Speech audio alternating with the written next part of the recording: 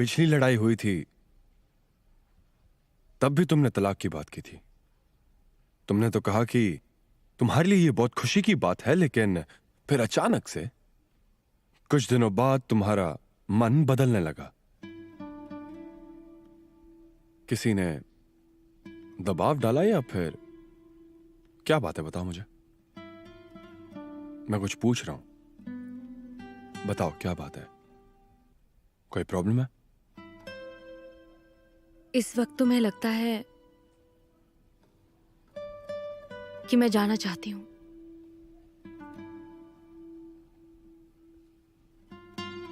मुझे नहीं जाना है।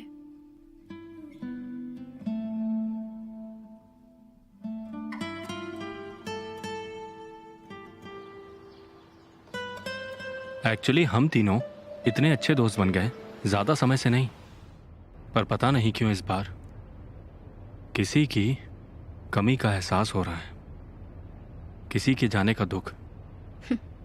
तुमने इस बात को मना किया, मतलब तुम्हें अभी भी इंसानियत बची है। अच्छा, तो अब मैं तुम्हारे लिए एक जानवर से इंसान बन गया। मैं तुमसे बात कर सकती हूँ दोस्त होने के नाते, पर मेरी कुछ शर्तें हैं, मानोगे? वैसे ज्यादा नहीं है, पर जो लोग तुम्हारे साथ रोज उठते हैं, बैठते हैं, खाते हैं, पीते हैं, वो भी तुम्हारे दोस्त बन सकते हैं। लेकिन देखा जाए तो सच्चा दोस्त हर कोई नहीं बन सकता। हाँ, मैं भी आजकल यही सोचता रहता हूं। जब हम तीनों मिले तो अचानक से बहुत करीबी दोस्त बन गए, बहुत ज्यादा करीबी, एकदम जिगरी दोस्त। और तुम्हें पता है हम तीनों के एक्सपीरियंस भी सिमिलर हैं, और इसके अलावा हम तीनों का टेस्ट वो भी कॉमन है। जब हम पहली बार मिले थे ना, तब मुझे उनमें एक सच्चा दोस्त नजर आ रहा था। हम अपने घर की पर्सनल बातें हमेशा दोस्तों से शेयर करते हैं, लेकिन सिर्फ करीबी। और इसीलिए अब तुम तीनों एक दूसरे को परेशान करना बंद करो। बाय जियोंग, मुझे पता है तुम रूडली बोलते हो, लेकिन क्या तुम अपने दोस्तों से प्यार से बात नहीं कर सकते? और क्या ये इतना मुश्किल है? नहीं ना? सुनो, यांग से जाकर ये कहो कि ये चौथी डिश बदल दे। हाँ, थोड़ा चेंजेस करें। हाँ बिल्कुल ठीक। ठीक है जी सर। हुआंग, सब बढ़िया? हाँ।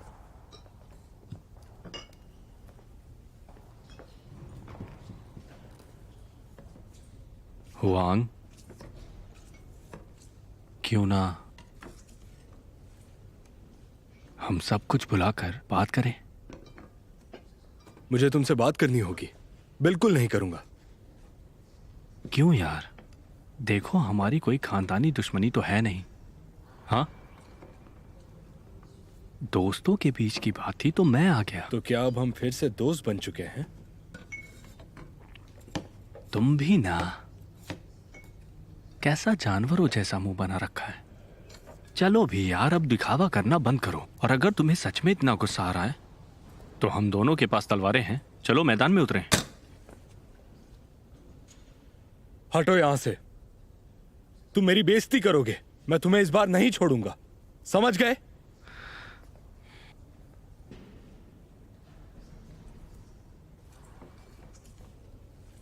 थोड़ा तो अच्छे से बोलो यार, मजाक कर रहा था। और वैसे भी आज मेरा बर्थडे है, क्या तुम आज भी मुझे मारोगे? मैं मजाक नहीं कर रहा हूं, मैं तुम्हें सच में मारूंगा। हुआंग, मेरी बात सुनो तुम। अगर मुझे लड़ना ही होता तो मैं यहां नहीं आता। अब बस भी करो, चलो खाना खाने चलते हैं। कपड़े बदलो और शक्ल ठीक करो। क्या बकवास है ये? मैंने कहा निकलो यहां से। सुनो हुआंग, क्या मिलेगा तुम्हें अपने जूनियर्स के सामने तमाशा करके? बोलो जरा। सुनो, अब ये बेवकूफ़ी बंद करो और जाकर अपनी शक्ल सुधारो। बैठ के बात करेंगे। तुम लोग क्या देख रहे हो? काम करो। अरे रे बेचारा बाईजियोंग, आज उसका 40वां जन्मदिन है और तुमने उसे डांट दिया। मुझे लगता है अब तुम्हें उससे बात कर लेनी चाहिए। और वैसे भी उसने अपनी गलती मान ली है ना। मेरे हिसाब से तो वो एक बहुत बेहुदा इंसान है। क्या बात करूं मैं उससे? मुझे उसकी शक्ल भी नहीं देखनी है। उसे देखकर मुझे बहुत गुस्सा आने लगता है। ऐसा नहीं है, ये उसके कैरेक्टर से रिलेटेड बिल्कुल नहीं है। और ये शैतान वैतान क्या बोल रहे हो? देखो अब तुम उसके साथ बुरा बर्ताव कर रहे हो। अब बस करो ये। तुम लोग बैठकर बातें क्यों नहीं करते हो? आखिरकार तुम दोस्त हो। हम कभी दोस्त थे, अब नहीं है। चलो तुम कुछ भी बोल रहे हो बिना मतलब के। बात सुनो, अभी दोस्ती का हाथ बढ़ाने के लिए देर नहीं हुई।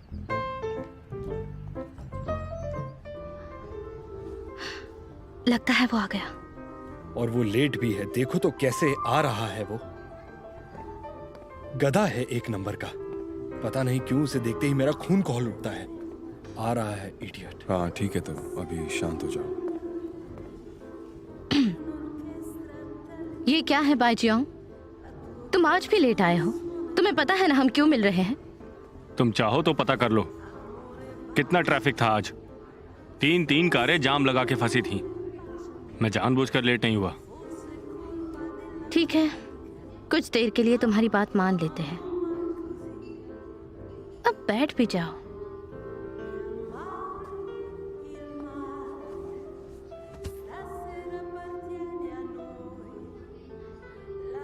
अब तुम मुझे क्यों देख रहे हो? सीधे बैठो, वो उधर है, वहां देखो।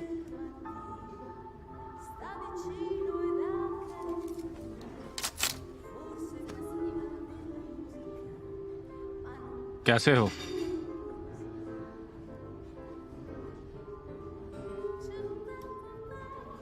देखा देखा, मैंने इन दोनों से बात की पर इन्होंने जवाब तक नहीं दिया। देखो तो दोनों कैसे मुंह फुला के बैठे हैं। कितने अजीब हैं यार ये दोनों। कैसा एटीट्यूड है ये। अगर इन्हें बात नहीं करनी तो ठीक है, कोई बात नहीं, मैं भी बात नहीं करूंगा। ये क्या कर रहे हो बाईजियोंग? किस बात का इतना घमंड? तुम्हें जाना है, बहुत बढ़िया, लेकिन जानते हो ना मैं सब छोड़कर तुम्हारे लिए आई हूं। कौन घमंड दिखा रहा है? दिख नहीं रहा तुम्हें? ये दोनों मुझे घमंड दिखा रहे हैं, समझ आया? शांत रहो।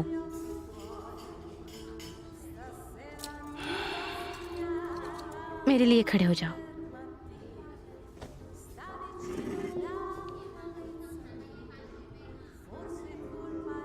लाओ हुआंग, खड़े हो जाओ। सुना नहीं तुमने? लाओ हुआंग, मैं तुमसे कह रही हूं। ओल्ड येलो,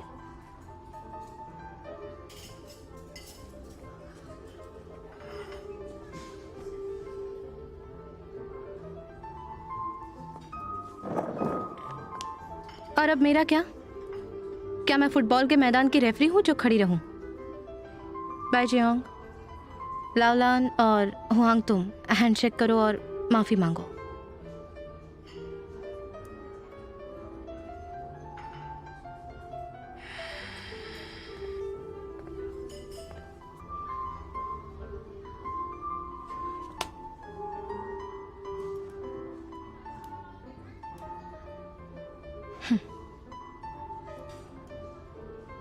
जल्दी ओल्ड येलो। मैं बस 2 सेकंड इंतजार करूंगा। अगर तुम्हारा नाटक बंद नहीं हुआ तो मैं चला जाऊंगा यहां से और फिर कभी वापस नहीं आऊंगा।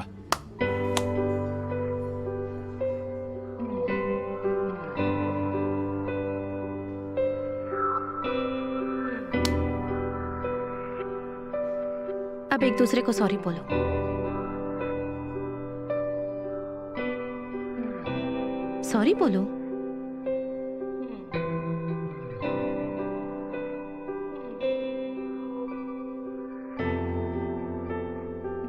माफ कर दो मुझे।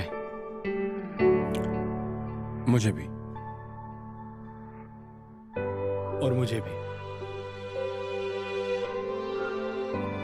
ठीक है, अब मेरा काम पूरा हुआ। अब तुम आपस में बात करो। और हाँ, अपनी ही बात करना, मेरी नहीं। पहले बाई जियोंग से बात करो, उसके बाद मैंने शाओ को भी बुलाया है, और उसके बाद तुम्हारा ये रेफरी हाजिर है तुम्हारे साथ बातें करने के लिए, ठीक है? अपनी ड्रिंक खुद ही ले लेना। मुझे कुछ कहना है। अब हम सब एक साथ बैठे हैं तो एक दूसरे के साथ बात भी कर सकते हैं। अब सब मेरी बात ध्यान से सुनो। जो भी प्रॉब्लम है वो एक दूसरे से बात करके सुलझाने की कोशिश करो, झगड़ा किए बिना। और मैं प्रॉमिस करता हूं कि अब से कोई भी ऐसी बात नहीं करूंगा जिससे किसी को बुरा लगे। मैं भी वादा करता हूं कि गुस्सा नहीं करूंगा। पहले मेरी बात सुनो। कल मैंने अपने सारे कॉन्टैक्ट्स को सिंक किया तो 585 निकले, और ये 500 लोग मेरी लाइफ में हैं, किसी रिश्ते से जुड़े हैं। हर कोई हमें जानता है, पर ज्यादा नहीं। कोई भी हमें अच्छे से नहीं जानता। सिर्फ कुछ ही लोग होते हैं जो अच्छे से जानते हैं मुझे, जैसे कि तुम लोग। उस समय जब तीनों कांटेक्ट में नहीं थे, मैं बस काम करता था और बोर हो जाता था। वही कैलकुलेटर, वही कैलकुलेशन। एक्चुअली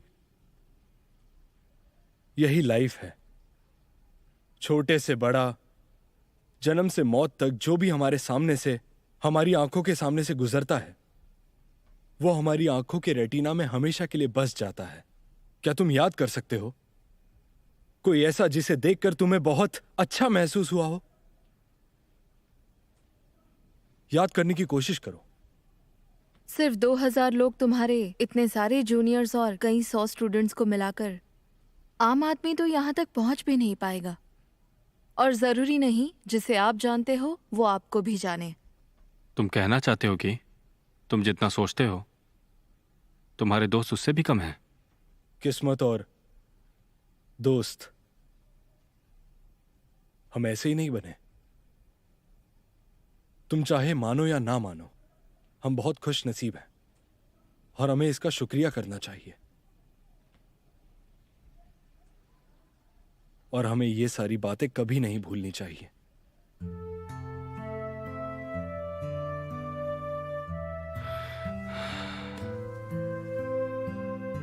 दरअसल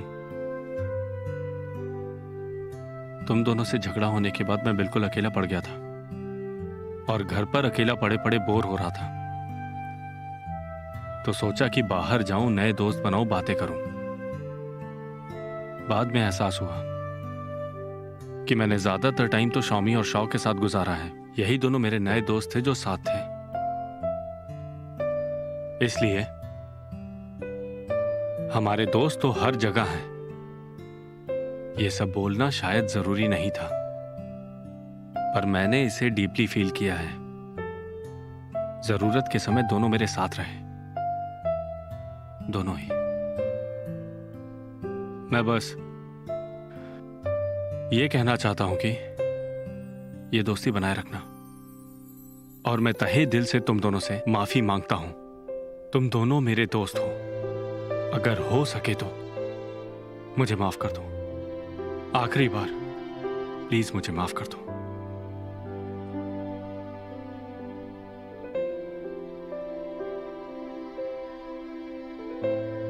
बाय जियोंग, हैप्पी बर्थडे।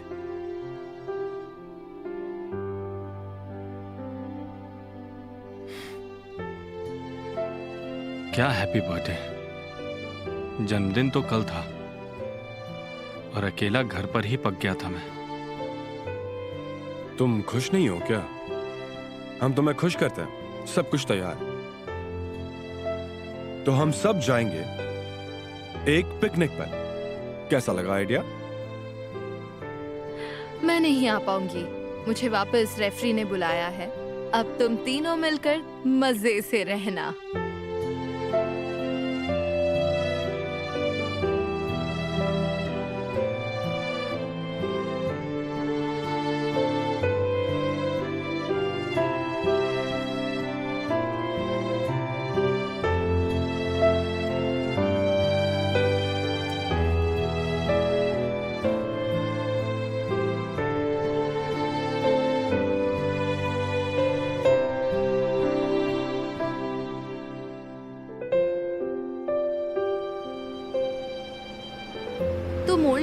बात क्यों नहीं करती?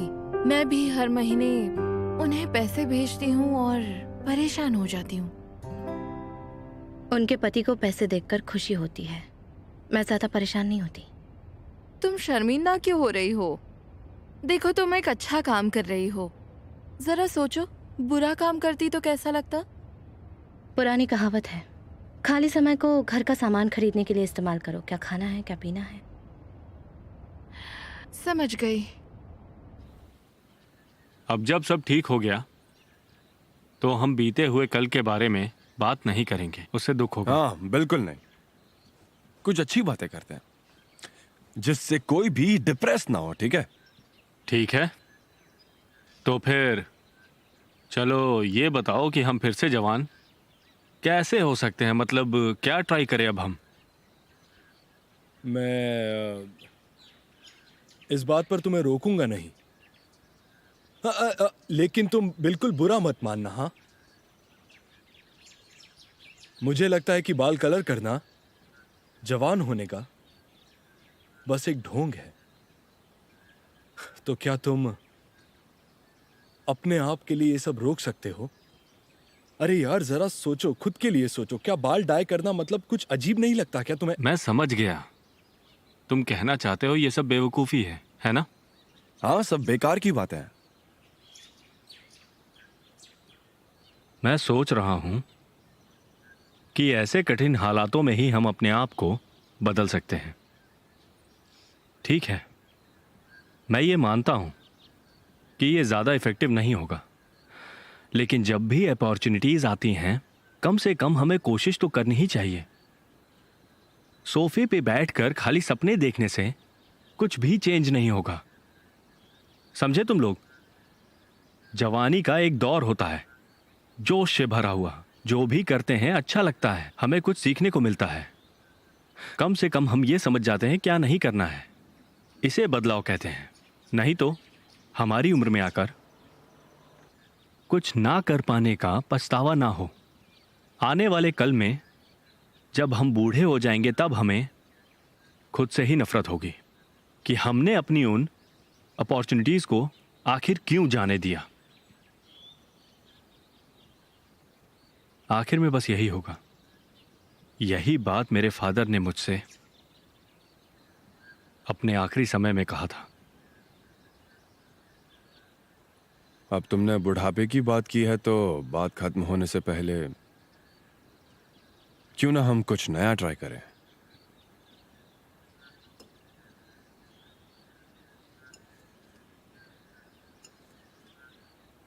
जबरदस्ती नहीं, मेरी वजह से तो बिल्कुल नहीं। अरे नहीं, हमें भी मजा आएगा।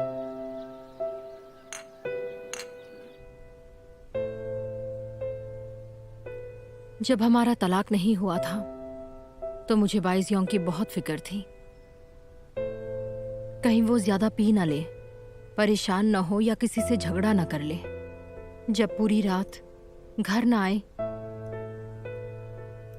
तो ऐसा लगता था कि कहीं वो किसी दूसरी औरत के साथ तो नहीं है।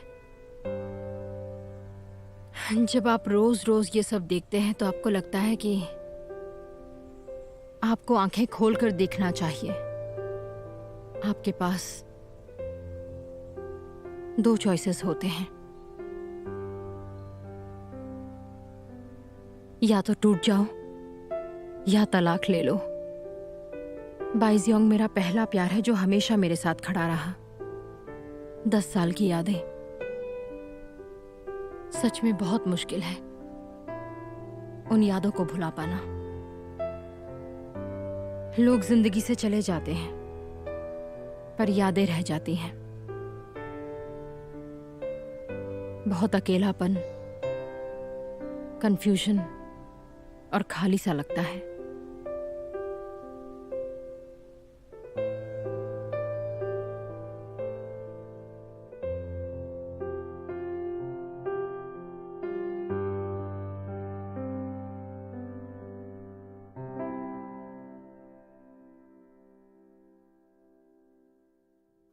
वैसे तो मैंने इस बारे में कभी सोचा ही नहीं कि मुझे क्या करना है। मुझे उससे बदला लेना है या फिर से शादी करनी है। मुझे बस ये जानना है कि आखिर हमारी शादी टूटी क्यों। तो अब तुम ये सवाल मुझसे पूछ रहे हो ना? तो अब सुनो, 2 साल पहले जो मिसकैरेज करवाया था और तुम्हें वहाँ के स्टाफ ने भी समझाया था कि इससे रिलेशनशिप में कड़वाहट आ सकती है, शायद यही वो वजह है।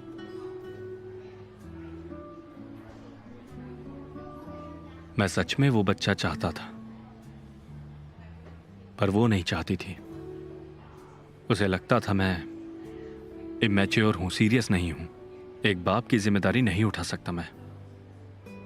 उसी ने तो कहा था वो अभी मां बनने के लिए तैयार नहीं है, और उस एबॉर्शन के लिए उसने मुझे फोर्स किया और मैं मान गया। मैं ही बेवकूफ था जो उसकी बातों में आ गया।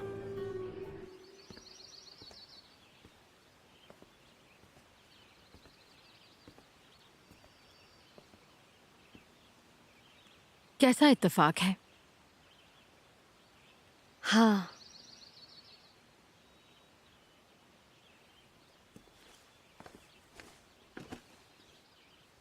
वैसे इस तरह की जगहों पर ज्यादातर बुजुर्ग और बच्चे ही आते हैं,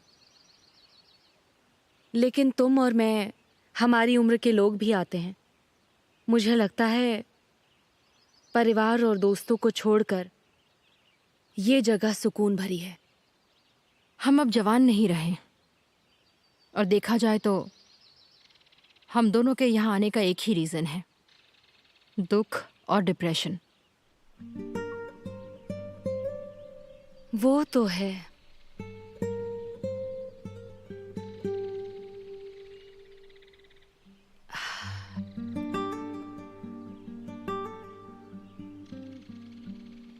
पर शायद ये तो मर्दों का तरीका है ना सब कुछ भूलने का। ये काम करता है? पता नहीं, पर मैंने कोशिश तो बहुत की है। शायद कोई मर्द ही बता पाएगा। जब एक मर्द और औरत शादी करते हैं तो बहुत प्यार होता है, बहुत सारा प्यार होता है जिसकी कोई सीमा नहीं होती। मेरा मतलब सब कुछ कितना अच्छा लगता है ना? ये बारिश की बूंदे, बादल, चमकती बिजली, जिंदगी वैसी ही होती तो कितना अच्छा होता। जैसा कि तुमने कहा, शादी नहीं करनी चाहिए थी। सिर्फ तुम और ओल्ड ब्लू को मैरिज सर्टिफिकेट नहीं मिला। क्यों नहीं मिला? क्योंकि तुम असलियत छिपाना चाहते थे और दिखावा करना चाहते थे एक अच्छी और प्यार भरी शादी का। जैसे ही तुम शादी के बंधन में बंध जाओ, तब तुम्हें अपनी स्लीव्स को फोल्ड कर लेना चाहिए, क्योंकि बर्तन साफ करने के लिए, झाड़ू पोछा करने के लिए कोई सोचने की बात नहीं है। यही सब जरूरी होता है। वैसे हम तीनों ही शादीशुदा हैं, और देखा जाए तो 100% फेलियर। हाँ, अगर खुश रहना है तो हमें बस लक पर डिपेंडेंट रहना होगा, और कोई रास्ता ही नहीं है। देखो, तुम्हारी शादीशुदा जिंदगी अच्छी नहीं थी, इसका मतलब ये नहीं सबकी होगी। इसे पेसिमिस्ट ही नहीं, अब नॉर्मल भी कहते हैं। अगर तुम्हें हर्ट हुआ तो तुम ऐसा सोचते हो कि दुनिया के सारे लोगों के साथ ऐसा हो जाए। तुम ऐसा सोचते ही क्यों हो कि ये पूरी दुनिया, सारे परिवार, ये जमीन आसमान तुम्हारी तरह होपलेस हो जाए? क्या तुम अच्छे फ्यूचर के बारे में नहीं सोच सकते? जियांग शाओमी, तुम पूरे दिन में न जाने कितनी बार कंप्लेन करती हो, चिल्लाती हो और ताने मारती हो। जानती भी हो ये करना कितना गलत है। बाय जियांग, तुम्हें ऐसा लगता है कि तुम सबसे समझदार हो, दूसरों से ज्यादा समझते हो। हाँ, पर असल में तुम ना सिर्फ एक बेवकूफ आदमी हो, एक घटिया आदमी। इतनी सी आंखें, हर वक्त गुस्सा, नाराजगी, और ऐसे दिखाते हो जैसे समझदार हो, दूसरों से अलग हो। एक ऐसा आदमी जो अपनी बीवी को तलाक देने के बाद भी उसकी जासूसी करता है। क्यों? है ना मजाकिया? ये बात इसे किसने बताई? बोलो। मैंने नहीं। किसने बताई इसे? मैंने बताया। क्यों शाओ, तुमने उसे ये बात? हाँ, क्यों? क्या हुआ बताया तो? तुम्हारी शादीशुदा जिंदगी बहुत उलझ गई है। मैं अब बहुत अकेली पड़ गई हूँ। जब मैं बाइजियोंग के साथ थी तो वो हमेशा मुझे दुख पहुंचाता था, इससे ज्यादा और कुछ नहीं। जब दो लोग एक साथ होकर भी एक दूसरे को हर्ट करें, ऐसे में तो अकेलापन ही अच्छा है। तुम्हें क्या लगता है, दोनों सिचुएशन में कौन सी वाली कंफर्टेबल है? मेरे हिसाब से डिपेंड करता है कि दोनों क्या चाहते हैं। तुम घबराओ मत, मैं तुम्हें कभी भी अकेला नहीं छोड़ूंगा जिंगिया, हमेशा तुम्हारे साथ रहूंगा। देखो, शादी के बारे में कुछ भी गलत बोलना मतलब ऐसा ही है जैसे तुम्हें भूख लगी हो, तुमने बाहर जाकर मटन खाया, खाते वक्त तुमने बहुत तारीफें की और बाद में तुमने उन्हीं को ब्लेम करना शुरू किया। देखो, ये सारी बातें बेमतलब की है, इनका कोई मतलब नहीं है। ये कैसी तुलना कर रही हो तुम? मैंने तुम्हें अपनी पर्सनल बातें बताई क्योंकि तुम लोग मेरे दोस्त हो। हर कोई खूबसूरत दिखना चाहता है, तो इसमें बुराई क्या है? नहीं, तुम बताओ मुझे, उस जिद्दी को कुछ भी पसंद नहीं, तो बताओ मैं क्या करूं? देखो, तुम हमेशा से ऐसा ही करते आए हो, हमेशा कंप्लेंट्स करते हो। अब तो मैं इन बातों को सुन के बोर हो गई हूँ, हमेशा वही बोलते हो। शायद तुम बहुत दयावान आदमी हो, मैं तुमसे बात कर रही हूँ। तुम एक घटिया और स्वार्थी आदमी हो। वाह, क्या बात है, ये तो जिंदगी की फिलॉसफी की बात कर दी।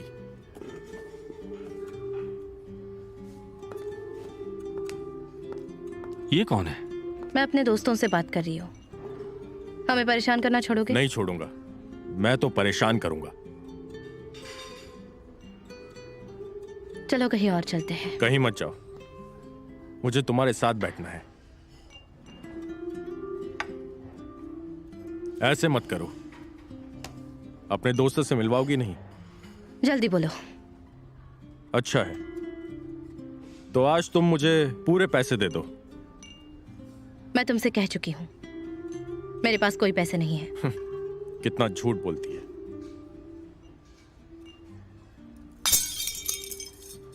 क्या कर रहे हो तुम? दिमाग खराब है तुम्हारा?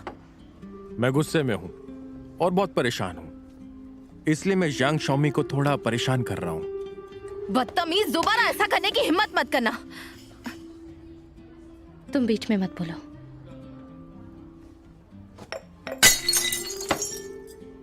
क्या परेशानी है? पागल इंसान, दिमाग खराब मत करो। इससे पहले कि मुझे गुस्सा आए, चुपचाप यहां से निकल जाओ तुम। दिक्कत क्या है तुम्हारी? हाँ, ये उम्र तेरी लड़ाई झगड़ा करने की नहीं है। हाँ बेटा, तू तो अब व्हील चेयर पे ही जाएगा यहाँ से। मारो इसे। अरे क्या कर रहे हो? ये ले।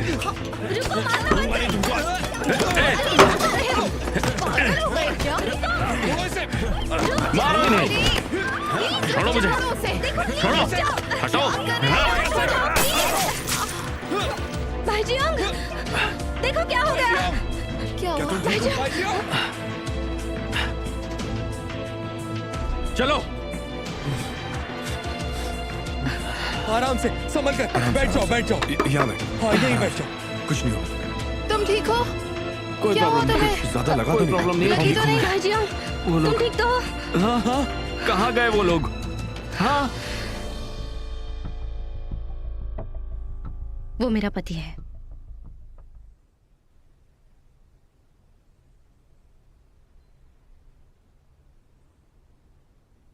तुम्हें हमेशा से ये जानना था ना कि शाओमी शादीशुदा है या नहीं?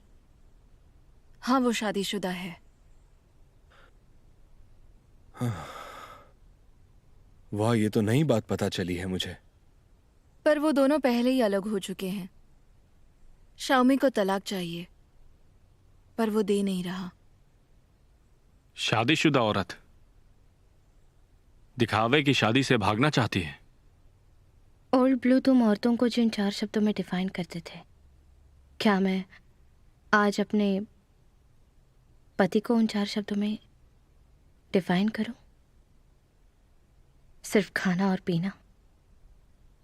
वो तलाक देने के लिए तैयार है, पर उसे पैसे चाहिए, 3 मिलियन।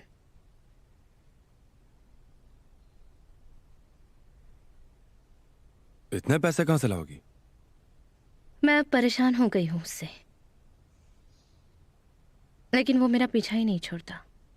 कहता है मार दूंगा मैं तुम्हें। अब मेरी आंखें खुली। मैंने तो बस सुना था कि औरतें तलाक के वक्त बहुत आनाकानी करती हैं, पर इसे क्या हुआ? ये ऐसा क्यों कर रहा है? टैलेंट देखो दुनिया में, ऐसे भी बेशर्मी के एग्जाम्पल घूम रहे हैं। घिन आती है मुझे इनसे। शाओ, तुम हमें सेल्फिश और गिरा हुआ कह सकती हो, पर इस इंसान से हम बहुत पीछे हैं।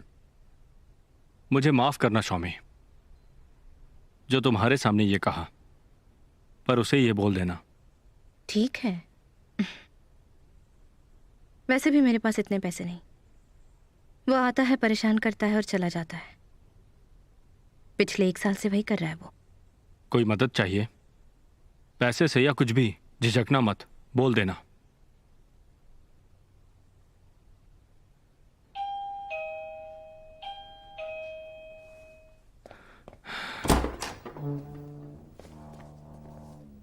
यहां आने की हिम्मत कैसे हुई तुम्हारी? मैं अपनी पत्नी से मिलने आया हूं।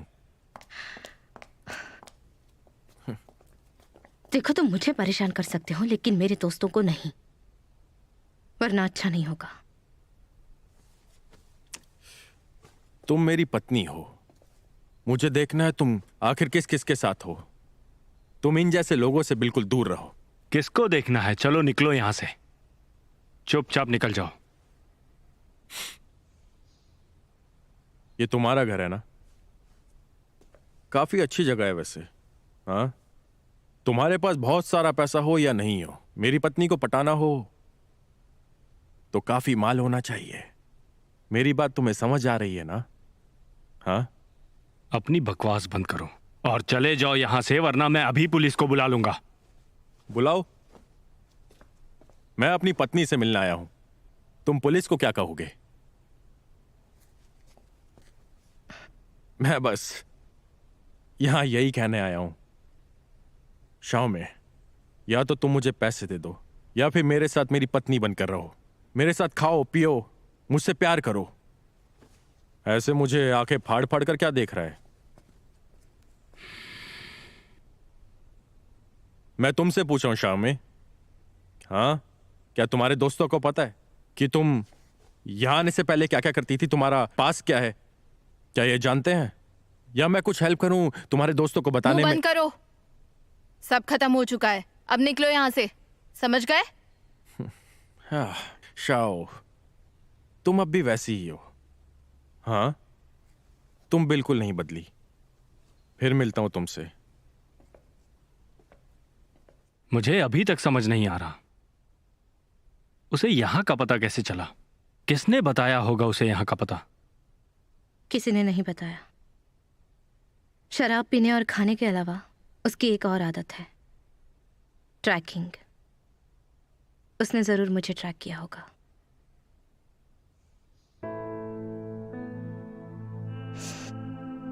मैं चाहकर भी उससे नहीं छिप सकती। तुम्हें बता रही हूं क्योंकि तुम मेरे दोस्त हो। बताओ हमें, शायद हम तुम्हारी कुछ हेल्प कर सके। बताओ क्या बात है?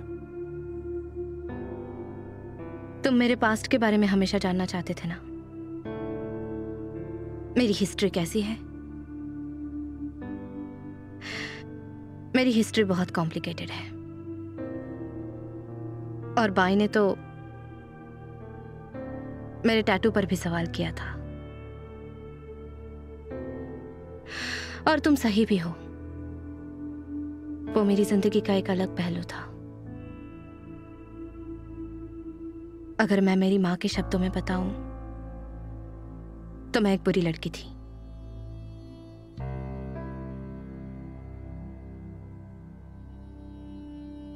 मुझे जेल हुई थी और मुझे ग्रेजुएशन से पहले स्कूल छोड़ना पड़ा क्योंकि मेरे माँ बाप का तलाक हो गया था। मुझे उनसे नफरत हो गई थी क्योंकि मैं भूल नहीं पाई थी कि मुझे उनकी वजह से स्कूल छोड़ना पड़ा था। मुझे बदला लेना था, तो मैं गलत लोगों के संगत में पड़ गई। उनके साथ शराब पीना, नशे करना झगड़े करना, टैटू बनवाना, सारे गैर कानूनी काम। हाँ, कई बार मुझे बोर्डिंग स्कूल भेजा गया, पर उससे कुछ हासिल नहीं हो पाया। मैं ऐसी थी, और अब इसी वजह से तुम समझ जाओगे कि मुझे आजादी क्यों पसंद है। मेरे पापा मुझे मारते थे, माँ बेकार की सलाह देती थी। मैंने 6 साल इसी तरह काटे, और जब मैं 23 की नहीं हुई थी, अचानक पापा की तबीयत खराब हो गई। एक रात वो मेरे सामने घुटनों के बल बैठ गए। एक बाप अपनी बेटी के सामने घुटनों के बल बैठा था। वो मेरे पास आए, मुझे कहा, अगर मैं तुम्हारी मां को तलाक दूंगा तो तुम्हें तकलीफ होगी और तुम मुझसे नफरत करोगी। वो बहुत दर्द में थे, बहुत उदास थे। उन्होंने कहा, मैं तुमसे माफी मांगता हूं अपनी गलतियों के लिए, पर तुम कामयाब बनो। बेटा, तुम सुधर जाओ और प्लीज अपने साथ ऐसा मत करो।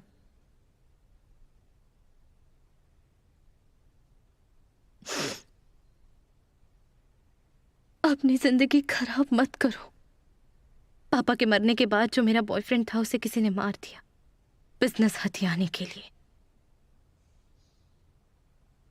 और अब मेरी जिंदगी में जो 2 आदमी सबसे करीबी थे, सबसे इंपॉर्टेंट थे, वो जा चुके थे, कोई नहीं था। और इस बात का मुझ पर बहुत बुरा असर पड़ा था। मुझे लगा मेरी आजादी बेईमानी है, धोखा है। और जिस दिन मेरी मां ने मुझे जेल से निकाला, मुझे याद है दोपहर का समय था, आसमान साफ था। मैं साफ साफ देख सकती थी अपने मां के चेहरे पर जो झुर्रियां थी उन्हें, उनके सफेद बालों को। इतनी कम उम्र में इतनी सारी झुर्रियां नहीं होती। मैं वापस घर आई, अपने पिता की तस्वीर के सामने बैठ गई और मैंने मां के सामने कसम खाई कि मैं ठीक होना चाहती हूं। मैं उन्हें उनकी बेटी बनकर दिखाऊंगी। और वो लोग जो जेल में थे, उन्होंने कभी परेशान नहीं किया। और मैं उन लोगों से ऐसे ही मिलती थी जैसे तुमसे मिलती हूं। और उसी वक्त मैं एक आदमी से मिली, एक पोस्ट ग्रेजुएट, समझदार और सहनशील। वैन से बिपिन नाम है उसका। उसके और मेरे दोस्त बहुत अलग थे, और मुझे तब ऐसा लगा कि वो ही एक मेरी जिंदगी का प्यार है और सब कुछ है। हमारी शादी हुई। प्यार प्यार प्यार, उसके अलावा कुछ नहीं दिखता था, बस प्यार। सब कुछ परफेक्ट था।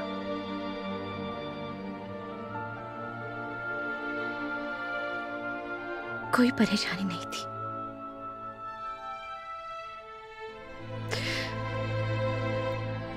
और मुझे भी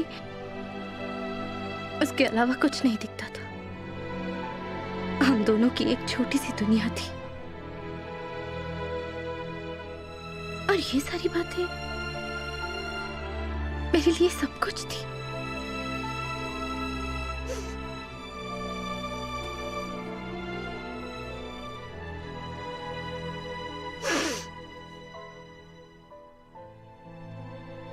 शादी के बाद, शाओमी का पास जानने के बाद, वो आदमी उस पर शक करने लगा, उसकी बेइज्जती करने लगा, और टॉर्चर भी।